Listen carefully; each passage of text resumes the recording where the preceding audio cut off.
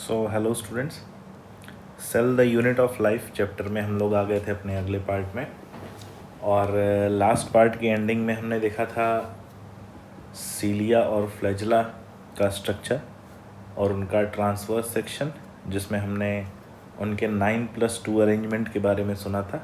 और 9+2 अरेंजमेंट हमने उसका देखा किस तरह से 9 peripheral doublets of microtubule present होते हैं पेरिफेरल पार्ट में, और उनके सेंटर पे हमें दो जो है माइक्रोट्यूब्यूल्स यहाँ दिखते हैं, जिसे 9+2 अरेंजमेंट कहा जाता है। साथ ही यहाँ पर हमने प्लाज्मा मेम्ब्रेन को भी देखा था। और आगे बढ़ते हैं, हमारे इस पार्ट में हम लोग स्टार्ट करेंगे सेंट्रोसोम और सेंट्रियोल। अब हमें सबसे पहले तो ये समझना पड़ेगा कि सेंट्रियोल क्या होता है और सेंट्रोसोम क्या होता है, और इसको समझते हैं। सबसे इम्पोर्टेंट जो पार्ट है इसका, सेंट्रियोल एक्चुअली माइक्रोट्यूब्यूल्स के बने स्ट्रक्चर्स हैं जो कि ट्यूबुलर स्ट्रक्चर्स होते हैं। जैसे ये एक सेंट्रियोल का स्ट्रक्चर है और ये दूसरा सेंट्रियोल है, ठीक है। तो ये दो सेंट्रियोल जो होते हैं ये परपेंडिकुलर प्रेजेंट होते हैं, एक दूसरे से परपेंडिकुलर। तो दो परपेंडिकुलर रॉड लाइक स्ट्रक्चर्स जो सेंट्रियोल हैं ये पाए जाते हैं, एक दूसरे से 90 डिग्री पे अरेंज होते हैं। और अगर हम इनके डायग्राम को देखें तो इनके डायग्राम में हम एक इंडिविजुअल का अगर ट्रांसवर्स सेक्शन देखेंगे तो इंडिविजुअल के ट्रांसवर्स सेक्शन में हमें 3-3 माइक्रोट्यूब्यूल्स का ग्रुप दिखाई देगा। यहाँ पर हमें ट्रिपलेट दिखाई देंगे, ठीक है। 3-3 माइक्रोट्यूब्यूल्स का ग्रुप, और ऐसे 9 ट्रिपलेट प्रेजेंट होते हैं पेरिफेरल पार्ट में, और सेंटर पे हमें कोई भी नहीं दिख रहा है। तो इस तरह के अरेंजमेंट को 9+0 अरेंजमेंट कहा जाता है। और इसमें कोई मेम्ब्रेन बाउंड स्ट्रक्चर नहीं है, ये इसमें कोई मेम्ब्रेन नहीं है। तो सेंट्रोसोम जो है ये नॉन मेम्ब्रेनस होते हैं सेंट्रियोल। और जहाँ भी सेंट्रियोल प्रेजेंट होता है, बहुत इंपॉर्टेंट पॉइंट है, जहाँ भी सेंट्रियोल प्रेजेंट होता है, ये नोट कर लीजिएगा 9+0 अरेंजमेंट। मैं बोल रहा हूँ कि जहाँ भी सेंट्रियोल प्रेजेंट होता है, सेंट्रियोल के चारों तरफ का जो साइटोप्लाज्म है, ये साइटोप्लाज्म थोड़ा डेंस होता है, और इस साइटोप्लाज्म को सेंट्रोस्फियर कहते हैं। क्या कहते हैं? सेंट्रोस्फियर। तो centriole plus centrosphere is equal to centrosome. तो सेंट्रोसोम वो पार्ट है जिसमें सेंट्रियोल और सेंट्रोस्फियर दोनों आता है, ठीक है। और जहाँ भी सेंट्रोस्फियर होता है वहाँ पर कोई दूसरा सेल ऑर्गेनल प्रेजेंट नहीं होता, और इसलिए इस एरिया को जोन ऑफ एक्सक्लूजन कहा जाता है, ठीक है। जोन ऑफ एक्सक्लूजन, ठीक है। कोई भी दूसरा सेल ऑर्गेनल इस एरिया में प्रेजेंट नहीं होता। और जोन ऑफ एक्सक्लूजन सेंट्रियोल के सराउंड भी प्रेजेंट होता है और गोल्जी बॉडी के सराउंड भी प्रेजेंट होता है। ये भी पॉइंट नोट कर लीजिएगा कि जोन ऑफ एक्सक्लूजन हमें दो सेल ऑर्गेनल्स के सराउंडिंग में मिलता है, एक सेंट्रोसोम और दूसरा गोल्जी बॉडी, ठीक है। तो ये याद रखिएगा। अब they are surrounded by pericentriolar material, जो साइटोप्लाज्म इसको सराउंड करता है उसे सेंट्रोस्फियर कहते हैं।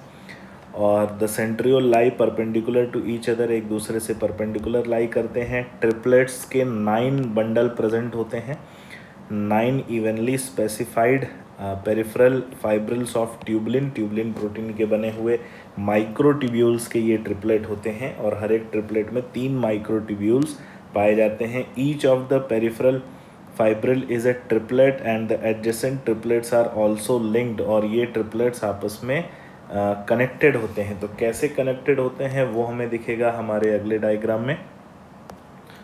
और अगले डायग्राम में हम वही सेंट्रियोल का स्ट्रक्चर देख रहे हैं। तो यहाँ पर एक ये ट्रिपलेट, दूसरा ट्रिपलेट, तीसरा ट्रिपलेट, और ये आपस में लिंक है। किससे? ये आपस में लिंक है, हम ध्यान से देखेंगे तो प्राइमरी फाइबर जो है, not primary fibre, secondary fibre से ये लिंक है। इसको हम नाम दे देते हैं ए, बी और सी। जो अंदर की तरफ है ए, जो बाहर मिडल में है बी, और जो बाहर की तरफ है सी। तो ए और सी यानी एक ट्रिपलेट का ए और दूसरे ट्रिपलेट का सी आपस में कनेक्टेड होते हैं, और इनको कनेक्ट करता है ए सी लिंकर फाइबर, ए सी लिंकर फाइबर, जिसे सेकेंडरी फाइबर कहा जा रहा है। और ये ट्रिपलेट सेंटर की तरफ भी अटैच होते हैं, किससे? रेडियल फाइबर या रेडियल स्पोक से। तो दो ट्रिपलेट आपस में अटैच होते हैं सेकेंडरी फाइबर या एसी लिंकर फाइबर से, और ट्रिपलेट सेंटर पर अटैच होते हैं प्राइमरी फाइबर या रेडियल स्पोक से। और सेंटर पर इनके फ्यूज़ करने से एक जो है हब लाइक स्ट्रक्चर बनता है, जिसे सेंट्रल हब कहा जाता है। सेंट्रल हब, जैसे हमने देखा है साइकिल का जो व्हील होता है, व्हील में जो उसके स्पोक होते हैं, स्पोक भी सेंटर पर आके जुड़ते हैं। तो जहाँ पर बहुत सारे स्ट्रक्चर्स आकर जुड़ते हैं, उस सेंटर को हब कहा जाता है, इसलिए इसे सेंट्रल हब कहा जाता है। So the central part of centriole is also proteinaceous and it is known as central hub। ये भी प्रोटीन स्ट्रक्चर होता है, which is connected with the tubules of the peripheral triplets by radial spoke से connect होता है, और radial spoke central hub को triplet से कनेक्ट करता है। The centriole from the basal body of cilia or flagella and spindle fiber that give rise to spindle apparatus during cell division and animal cell। तो animal cell में ही centriole पाया जाता है। Majority अगर हम बात करें तो प्लांट सेल में नहीं पाया जाता, केवल जो है कुछ एल्गी को छोड़ दीजिए, कुछ एल्गी में प्रेजेंट होता है, लेकिन बाकी सम ऑफ द एल्गी में ही पाया जाता है, लेकिन मेजर प्लांट सेल्स में ये प्रेजेंट नहीं होता और एनिमल सेल में ही पाया जाता है। और एनिमल सेल में ये बेसल बॉडी का फॉर्मेशन करता है, सीलिया का फॉर्मेशन करता है, फ्लैजेला का फॉर्मेशन करता है, स्पिंडल फाइबर का फॉर्मेशन करता है, और हेल्प करता है किसमें? सेल डिवीज़न में इन एनिमल सेल। तो सेंट्रियोल के इतने सारे फंक्शन देखे जाते हैं। हाँ, सेल डिवीज़न के समय ये सेंट्रियोल अपने आप को रेप्लिकेट भी करता है, तो एक सेंट्रियोल से रेप्लिकेशन से दूसरा सेंट्रियोल भी बन जाता है।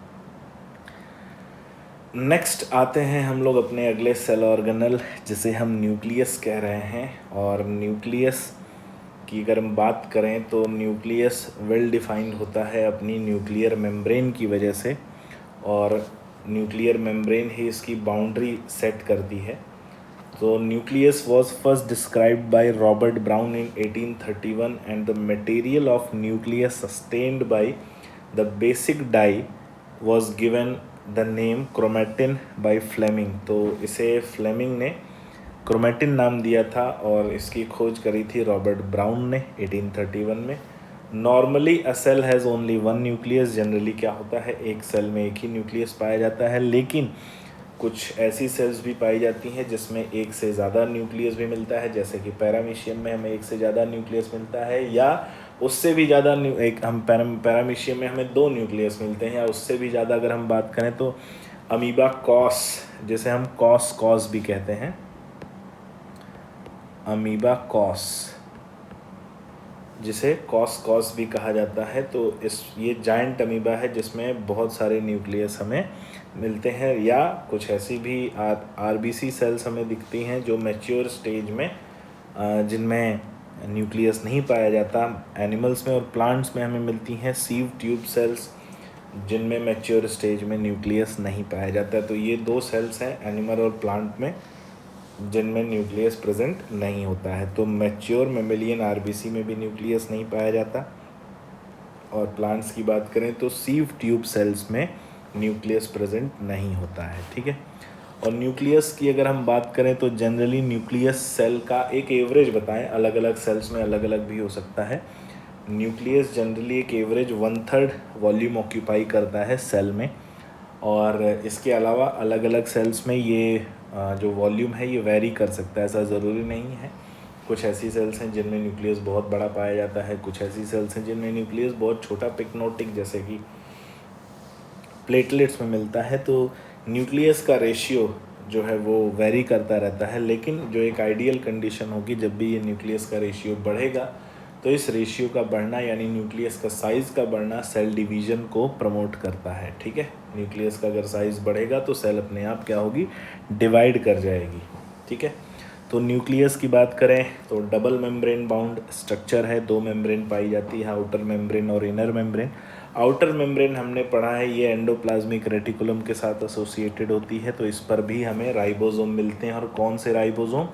80S टाइप का राइबोसोम हमें यहाँ पर मिलता है।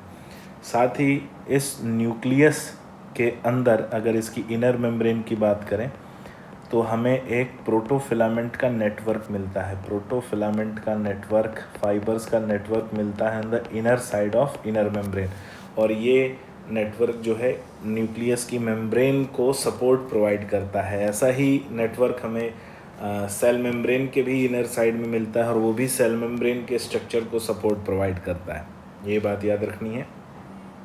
न्यूक्लियर मेम्ब्रेन के अंदर का जो कंटेंट होता है उसे न्यूक्लियोप्लाज्म कहते हैं, और न्यूक्लियस की मेम्ब्रेन में हमें पोर्स भी मिलते हैं और जिन्हें न्यूक्लियर पोर कहा जाता है। And these pores are guarded by nuclear pore protein. ये जो पोर्स प्रेजेंट होते हैं, इन पोर्स पर गार्ड प्रेजेंट होते हैं और उन गार्ड्स को न्यूक्लियर पोर प्रोटीन कहा जाता है। न्यूक्लियर पोर प्रोटीन, ये न्यूक्लियर पोर प्रोटीन न्यूक्लियस के अंदर आने और बाहर जाने वाले सब्सटेंसेस पर निगरानी रखते हैं और उनके ट्रांसपोर्ट को कंट्रोल करते हैं, और यही न्यूक्लियर मेम्ब्रेन की परमीबिलिटी के लिए रिस्पॉन्सिबल होते हैं। जब भी हम सेल की बात करें और सेल में न्यूक्लियस की बात करें तो हम सोचते हैं कि न्यूक्लियस हमें कब दिखाई देता है, ठीक है। और न्यूक्लियस हमें कब दिखाई देता है ये बहुत इम्पॉर्टेंट है। जब सेल रेस्टिंग स्टेज में होती है तभी हमें न्यूक्लियस दिखाई देता है, यानी जब सेल डिवाइड नहीं कर रही है।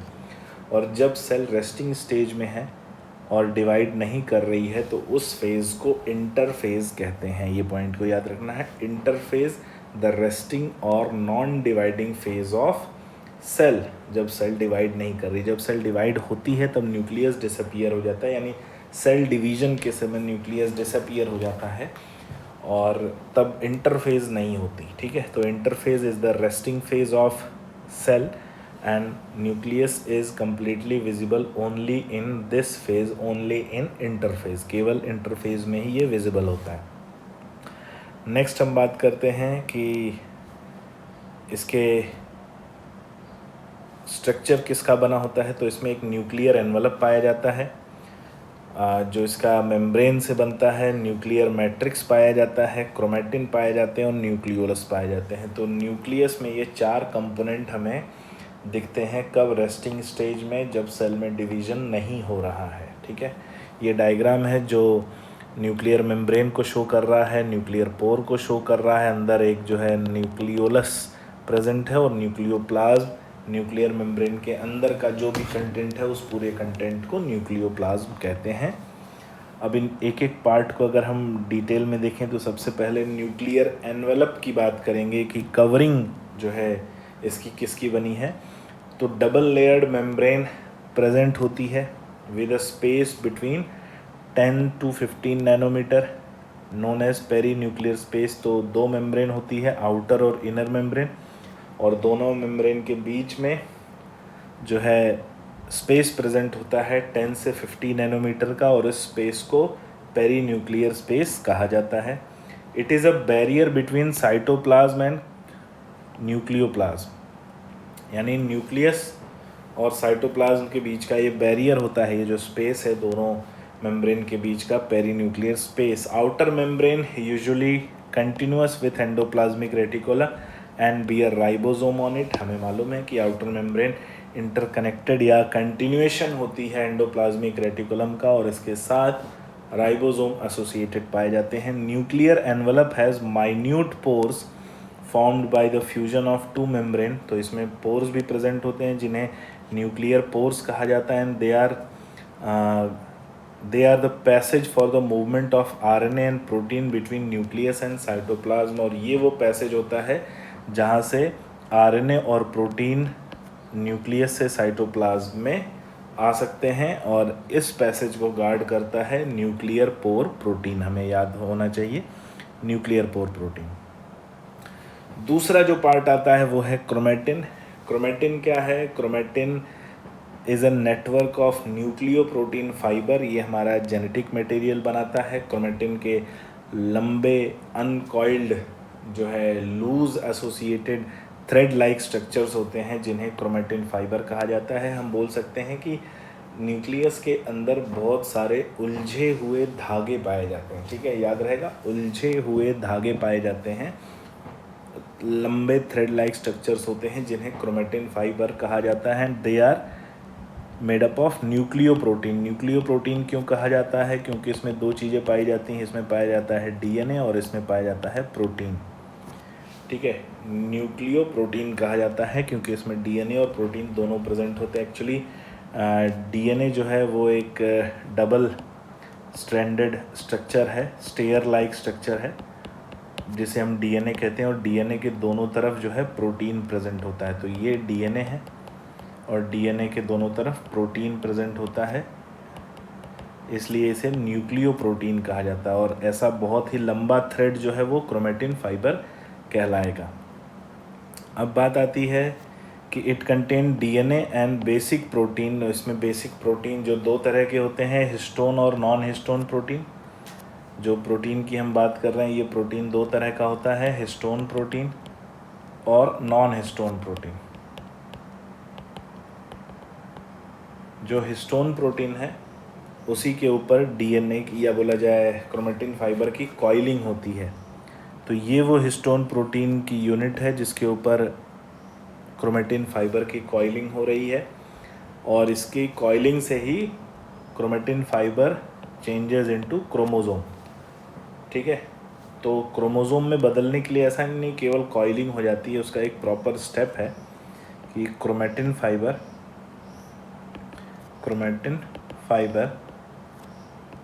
का पहले रेप्लिकेशन होता है and then coiling and condensation होता है,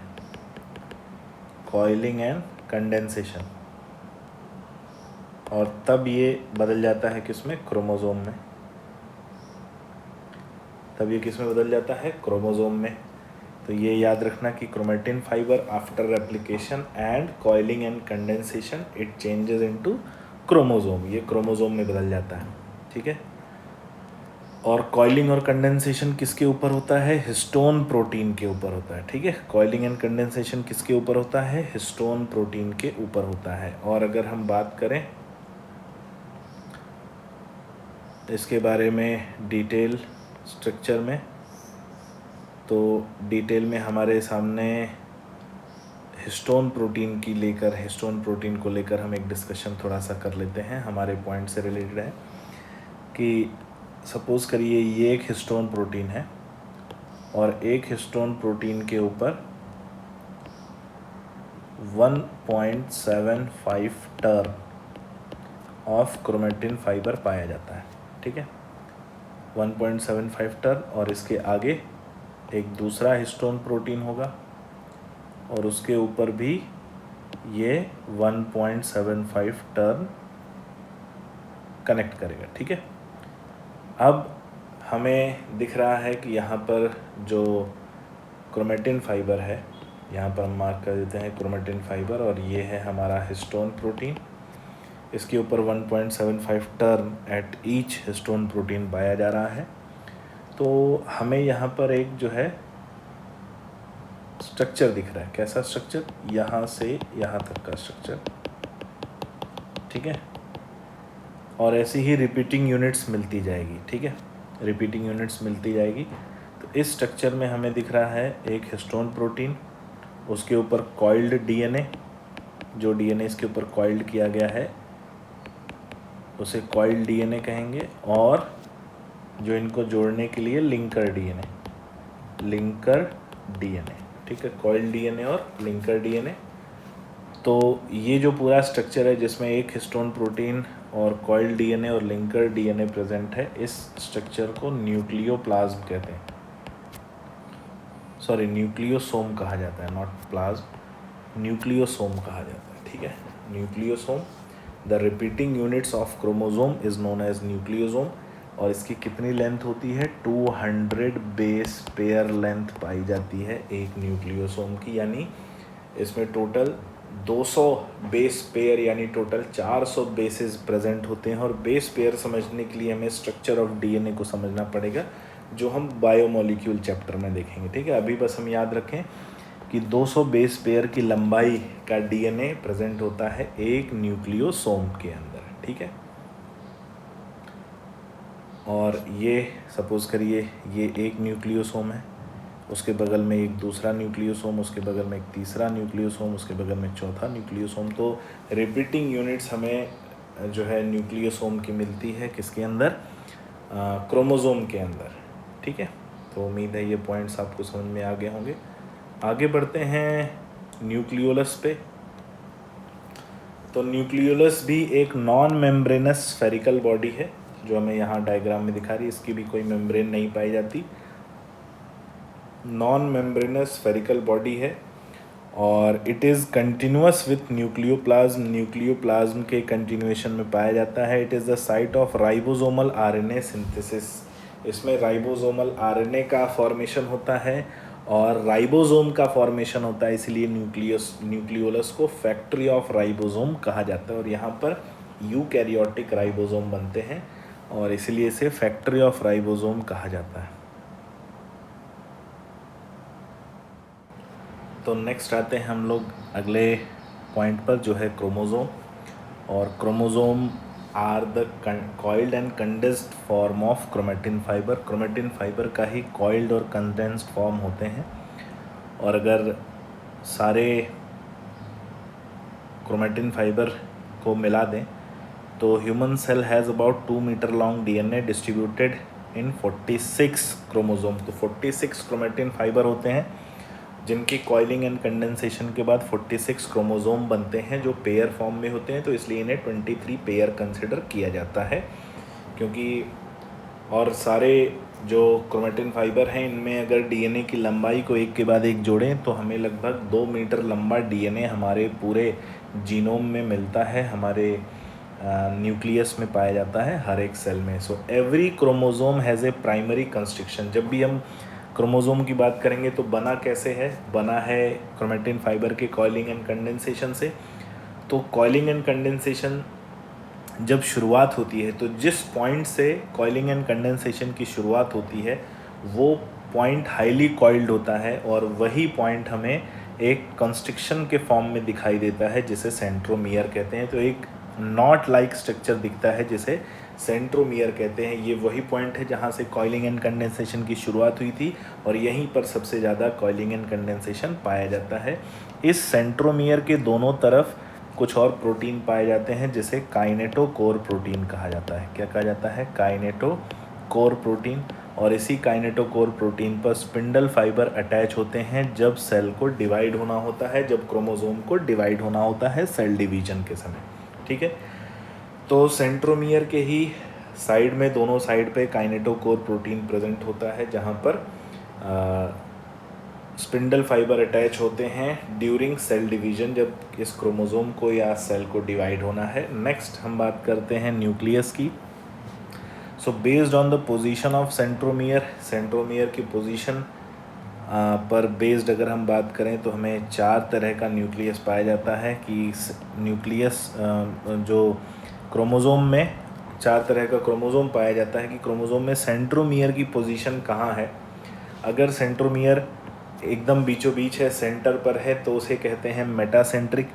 सो metacentric is the chromosome in which centromere is present at the centre of chromosome and containing 2 equal arms of chromosome. तो इसकी जो आर्म्स होती हैं वो इक्वल होती हैं, उसे मेटासेंट्रिक कहा जाता है। दूसरा आता है submetacentric. Submetacentric if centromere is present near to centre, अगर सेंट्रोमियर सेंटर के पास प्रेजेंट है तो उसे कहते हैं submetacentric. And if centromere is present near to one end, किसी एक किनारे के पास प्रेजेंट हो तो उसे एक्रोसेंट्रिक कहेंगे, ठीक है, near to any and.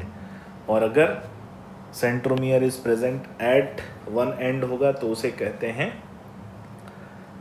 Telocentric chromosome. तो जहाँ पर सेंट्रोमियर प्रेजेंट होता है ये इस पार्ट को हाईली कॉइल्ड पार्ट कहा जाता है और इस कंस्ट्रक्शन को प्राइमरी कंस्ट्रक्शन कहते हैं, ठीक है, प्राइमरी कंस्ट्रक्शन कहा जाता है। लेकिन कई बार क्रोमोज़ोम में प्राइमरी कंस्ट्रिक्शन के अलावा कुछ और कंस्ट्रिक्शन भी देखने को मिलता है। जैसा कि मैंने ये डायग्राम बना रहा हूँ, यहाँ पर हमें एक और कंस्ट्रिक्शन देखने को मिल रहा है। इस कंस्ट्रिक्शन को सेकेंडरी कंस्ट्रिक्शन कहते हैं और इसके टर्मिनल का जो पार्ट है, इसके सेकेंडरी कंस्ट्रिक्शन से किनारे की तरफ जो पार्ट होगा उस पार्ट को सैटेलाइट कहा जाता है। ठीक है, क्या कहा जाता है? सैटेलाइट। और इस तरह के क्रोमोज़ोम को सैट क्रोमोज़ोम या सैटेलाइट क्रोमोज़ोम कहा जाता है। ठीक है, तो some chromosome have non staining secondary constriction at a constant location and it is known as satellite. और ऐसे क्रोमोज़ोम को सैटेलाइट क्रोमोज़ोम या सैट क्रोमोज़ोम भी कहते हैं। कुछ ऐसे भी क्रोमोज़ोम बन सकते हैं जिनमें सेंट्रोमियर प्रेजेंट ना हो, तो उन्हें एक्सेंट्रिक क्रोमोज़ोम कहा जाता है if chromosome does not contain any centromere और प्राइमरी कंस्ट्रिक्शन। तो ये था क्रोमोज़ोम के बारे में। और नेक्स्ट आते हैं माइक्रोबॉडीज़ के बारे में। माइक्रोबॉडीज़ ये भी मेम्ब्रेन बाउंड माइन्यूट वेसिकल्स होते हैं जिसमें कई तरह के एंजाइम पाए जाते हैं और ये एनिमल और प्लांट सेल दोनों में प्रेजेंट होती हैं, जिसमें से एक माइक्रोबॉडी मैं यहाँ पर डिस्कस कर रहा हूँ, पेरोक्सीजोम। पेरोक्सीजोम, इसके अलावा ग्लाइऑक्सीजोम भी पाए जाते हैं। और peroxisome is related with metabolism of hydrogen peroxide. Hydrogen peroxide के रिमूवल में उसको डील करने में पेरोक्सीजोम काम करता है और साथ ही ये फोटो रेस्पिरेशन का प्रोसेस जो है परफॉर्म करने में हेल्प करता है प्लांट्स में, जहाँ पर क्लोरोप्लास्ट, माइटोकॉन्ड्रिया और पेरोक्सीजोम तीनों ये सेल ऑर्गेनेल मिलकर फोटो रेस्पिरेशन परफॉर्म करते हैं। तो microbodies are present in both animal cell and plant cell. जो दूसरा एक माइक्रोबॉडी है glyoxysome, glyoxysome is related with metabolism and storage of carbohydrate and fat. ठीक है, कार्बोहाइड्रेट और फैट के मेटाबॉलिज्म और उसके स्टोरेज से रिलेटेड है ग्लाइऑक्सीजोम।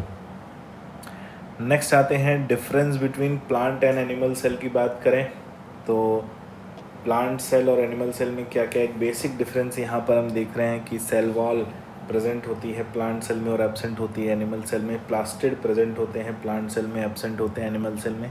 Large central vacuole plant cell में पाया जाता है और बहुत से छोटे और माइन्यूट वैक्यूल हमें एनिमल सेल में मिलते हैं। सेंट्रियोल प्लांट सेल में एब्सेंट होता है और एनिमल सेल में सेंट्रियोल प्रेजेंट होता है। इसके अलावा भी और भी डिफरेंस मिलते हैं हमें न्यूक्लियस की पोजीशन को लेकर, जो है माइक्रोविलाई या बोले जाए सीलिया को लेकर भी हमें डिफरेंसेस मिलते हैं। तो अभी आपने जितना इसमें पढ़ा है आप उसमें से डिफरेंसेस खोजिए। बहुत सारे डिफरेंस हैं साइज़ को लेकर, मेटाबॉलिक एक्टिविटी को लेकर, ये सारे पॉइंट्स मैं आपसे शेयर कर रहा हूँ। इसलिए गोल्जी बॉडी को लेकर भी डिफरेंस है, आप सोचिए क्या डिफरेंस है।